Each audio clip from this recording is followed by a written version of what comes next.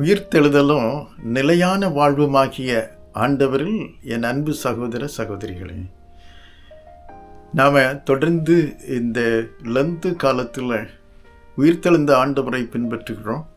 உயிர்த்தெழுந்த ஆண்டவர் நம் கவனத்தை இன்றைக்கு ஏசாயா தீர்க்கதரிசியின் புஸ்தகத்தில் 58வது அதிகாரத்திற்கு நேராக திருப்புகின்றார்.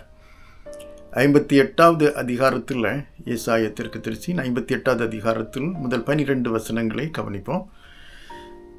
ஆண்டவர் தன்னுடைய தீர்க்கன் ஏசாயாவை அழைத்து ஒரு அவசர செய்தியை ஜனங்களுக்கு, மக்களுக்கு கொடுக்கும்படி சொல்கிறார்.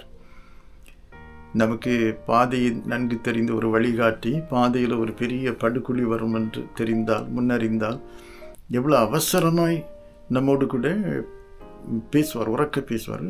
ஏசாயாவோட உறக்க எக்கால சத்தம் மாதிரி சத்தத்தை உயர்த்தி பேசு என்று சொல்கிறார். இது ஒரு ஆபத்து. என்ன அந்த ஆபத்து? இது ரொம்ப பயங்கரமான ஆபத்து. ஒரு நல்ல ஒரு மருத்துவர் நம்மளுடைய மருத்துவ கன்சல்டேஷன் ஆலோசனை போகும்போது சொல்லுவார், இந்த வியாதி உடனே அட்டென்ட் பண்ணலைன்னா எல்லா இடம் பரவி நம்முடைய உயிருக்கே ஆபத்து வரும்னு சொல்லுவாங்கல்ல. அந்த மாதிரி நம்முடைய ஆண்டவரை பின்பற்றுகின்ற அந்த பயணத்தில் நாம் எப்படி இருக்கிறோம்? மந்தமடைகிறோமா? சோர்பிட்டு இருக்கின்றோமா? ஆண்டவர் சொல்கின்றார், நீங்கள் நன்கு உபவாசம் செய்கிறீங்க, ஜெபம் பண்ணுறீங்க, வேத வசனங்களை ஆராய்ந்து பார்க்குறீங்க, தேவனுடைய வழிகளை ஆராய்ந்து பார்க்குறீங்க, நீதி நியாயங்கள் நியாயமானது எது என்றெல்லாம் விசாரித்து அறிய வர்றீங்க. ஆனால் நீங்கள் எவ்வளோ தூரம் சாம்பலை போட்டு சாக்கு பைகளை தலையில மூத்தில எல்லாம் மூடிக்கிட்டு அமர்ந்திருந்து வெளியரங்கமாய் ஒரு பக்தி வெளிப்படும் வகையில் நீங்கள் ஆராதனைகள் ஜபத்தில் எல்லாம் பங்கெடுத்தாலும் என்ன செய்கிறீங்க இன்றைக்கு? இதே நீங்கள் வழக்கு, வாது, சண்டை, ஆராதனை முடிகிறதுக்கு முன்னாடி, ஜபம் முடிகிறதுக்கு முன்னாடி நாம் தொடருகிறோமா? அப்படி போகிறோமா? ஆண்டவர் சொல்கிறார், அக்கிரமத்தின் கட்டுகளை அவிழ்த்து கொள்ளுங்கள். நம்ம ஆண்டவரோடு கூட இணைகிற அந்த வாழ்வின் அந்த வெளிப்பாடுகள் வரவில்லையா? சரியாக்கி கொள்ள வேண்டும். நம்முடைய இருதயம் இங்கே இருக்கிறது என்று நம்முடைய இந்த லந்து காலத்தின் தொடக்கத்திலேயே ஆண்டவர் நம்மோடு பேசுகிறார், எல்லாமே தொடர்ந்தும் பேசுகிறார். ஒடுக்கப்படுகிறவர்களுக்கு நேராக நாம் எப்படி செயல்படுகிறோம்? மரமானது கனியினால் தான் அறியப்படும். நீங்கள் இந்த நுகத்தடிகளுடைய அந்த பிணையிலையாவது நெகிழ்க்கலாம் அல்லவா? நம்ம பலரோடு நம்முடைய பொறுப்புகளை பகிர்ந்து கொள்கிறோம். அவர்களோடு கூட ஏதோ சம்பளத்துக்காக, ஏதோ ஒரு பலனுக்காக என்று நினைத்து எப்படியோ நடத்துகிறோமா? இல்லை கௌரவத்தோடு கூட, மதிப்போடு கூட சகோதர சகோதரிகளாய் நாம் நடந்து கொள்கிறோமா? அவர் கேட்கிறார், தொடர்ந்து கேட்கிறார், நீங்கள் இந்த நுகத்தடிகளையே உடைத்து போடுகிறதும், சிறுமைப்பட்டவர்கள் நிறைய பேர் சிறுமைப்பட்டிருப்பாங்க, நெருக்கத்தில் இருக்கிறாங்க, நீங்கள் உங்களுடைய ஆத்மாக்களை ஒடுக்கி ஜெபிக்கிறீங்க, கேட்கலன்னு சொல்கிறீங்களே, ஆண்டவர் பார்க்கலன்னு சொல்கிறீங்க. ஆனால் இதை நாம் பார்க்குறோமா? நெருக்கத்தில் இருக்கிறவர்கள், சிறுமைப்பட்டிருக்கிறாங்க, பணி அழுத்தத்தில் இருக்கிறாங்க, இல்லைன்னா நிறைய கல்வி சுமை, மாணவர்களை புரிந்து கொள்கிறோமா? இல்லை நாம் முதியவர்கள் வந்து சில காரியங்களை திருப்பி கதை பேசுகிறாங்க என்று உங்களை ஒதுக்கி தள்ளுகிறோமா? இல்லை நாம் எப்படி உணவில்லாமல், உறைவிடம் இல்லாமல், திசை தெரியாமல் ஒரு ஆலோசனை தேடி வரோம், இவர்களை எல்லாம் சேர்த்து கொள்கிறோமா? பகிர்ந்து கொள்கிறோமா? அதிலே தான் உண்மையான உபவாசம், உண்மையான ஆராதனையும் நடக்கிறதுங்கிறது எனக்கு தெரியும் என்று சொல்கிறார். ஆண்டவர் சொல்கின்றார், நீங்கள் அன்றைக்கு நெருக்கத்தின் மத்தியில் பாபிலோன் சிறையிருப்பின் பொழுது, ஒரு 70-75 ஆண்டுகளுக்கு முன்னால் சிறையிருப்பில் இருக்கும் பொழுது, நெருக்கத்தின் மத்தியில் நீங்கள் விக்கிரகங்களை எல்லாம் விட்டுக்கிட்டு, என்னுடைய இஷ்டம் நடக்கலைன்னு ஆண்டவர் வேண்டாம், ஆண்டவரத்தில் என்ன கேட்கலையான்ட்டு கேட்க அந்த பழக்கம் இல்லாமல், அது அப்படி போகாமல் நீங்கள் இஷ்டத்தை நாடி போகிற அந்த வகையில் ஆண்டவர் எங்களுக்கு வேண்டாம் என்று விட்டு வந்தவர்கள் தானே. நீங்கள் அன்றைக்கு வளமை தேடி ஆண்டவரை பின்பற்றித்தான் இருந்திருப்பீர்கள் உள்ளத்தின் ஆழத்தில். அதை அந்த சிந்தையை, அந்த விருப்ப உணர்வுகளை மாற்றும் வகையில் உண்மையான இருதயத்தோடு கூட, முழு இருதயத்தோடு கூட என்னை ஏற்றுக்கொள்ளுங்கள் என்ற அழைப்பை ஆண்டவர் கொடுக்கிறார்.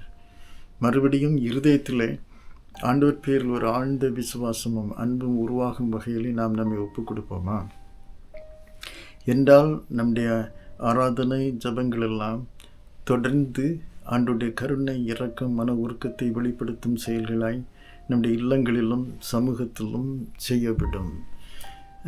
நம்முடைய இருதயத்தில் நாம் நடந்து கொள்கிற விதம் ரொம்ப முக்கியமானது. அது ஆண்டவருக்கு என்று கொடுக்குறோமா, இல்லாமல் சும்மா இந்த பக்தியின் வேஷம் போட்டுறோமாங்கிற மாதிரி ஆண்டவர் கேட்குறார். நம்முடைய பக்தி எப்படிப்பட்ட பக்தி? இது பிளாஸ்டிக் பக்தின்னு சொல்லுவாங்களே. பிளாஸ்டிக் பார்க்குறது நல்லா தான் இருக்கும், அழகாக இருக்கும். நல்ல அழகான பிளாஸ்டிக்கில் நல்ல காய்கனிகளை எல்லாம் செய்து ட்ரேயில் வைக்கலாம், நம்முடைய இதில் மேசில் வைக்கலாம், நன்றாக இருக்கும். ஆனால் உயிரோட்டம் சத்தும் அதில் உண்டா? அதை நம்ம எடுத்து சாப்பிட முடியுமா? அதனாலே ஆண்டவர் சொல்கிறார், நாம் எந்த ஆராதனை, எந்த பக்திக்குரிய செயல்களை செய்தாலும் அது சேவைக்கு நேராக நடத்தி சொல்லட்டும். நம்முடைய ஆராதனை ஆலயத்தில் இறுதி அந்த ஆசீர்வாதம் போடும் பொழுது சேவை தொடங்குகிறது என்ற அந்த செய்தி அதில் அடங்கியுள்ளது. சர்வீஸ், ஆராதனையும் சர்வீஸ், நம்ம செயல் செய்கிற காரியங்களும் சர்வீஸ் என்கிறதை மறக்கக்கூடாது. ரெண்டை பிரிக்க முடியாது என்கிறதை உள்ளத்தில் எடுத்துக்கொள்வோம் என்று உயிர்த்தெழுந்த ஆண்டவர் இன்றைக்கு நம்மோடு கூட பகிர்கிறார். ஆண்டவர் மாமிசத்தை எடுத்து தேவ வார்த்தையை நமக்கு செயலில் காட்டியுள்ளார். இயேசு சாமி அவர் ஆலயத்திலே ஆராதனை டைமிலேயே அவர் சொல்கிறார், நான் என்னுடைய திட்டமே இதுதான், நெருக்கப்பட்டவர்கள், ஒடுக்கப்படுகிறவர், சிறுமைப்பட்டவர்களை சேர்த்துக் கொள்வதும், இவர்களை விடுவிக்க வேண்டிய இடங்களை விடுவிப்பதும், வழி நடத்துவதும் தான் என்று நாசரேத்து லூக்கா 4ஆம் அதிகாரத்தில் பார்க்கிறோம் அல்லவா. ஆண்டவர் நம்மை அவரை தொடர்ந்து உற்சாகமாய் உயிரோட்டத்தோடு பின்பற்ற வைக்க இப்போது தொடர்ந்து தன்னுடைய வார்த்தையினால் நமக்கு துணை தருகிறார். இருதயத்திலே ஆண்டவருடைய அன்பும் விசுவாசமும் பெருக ஆழமாய் ஒரு வேரூன்றி செல்ல, அதனால் அதனுடைய கிளைகள் எல்லா இடங்களிலும் செல்லும் பொழுது அங்கெல்லாம் முட்டுக்களாய், மலர்களாய், கனிகளாய் கனிய வைக்கும்படி ஆண்டவர் அந்த விசுவாசத்தையும் அன்பையும் ஆழப்படுத்துகின்றார். ஆண்டவருக்கு நன்றி சொல்லுவோம்.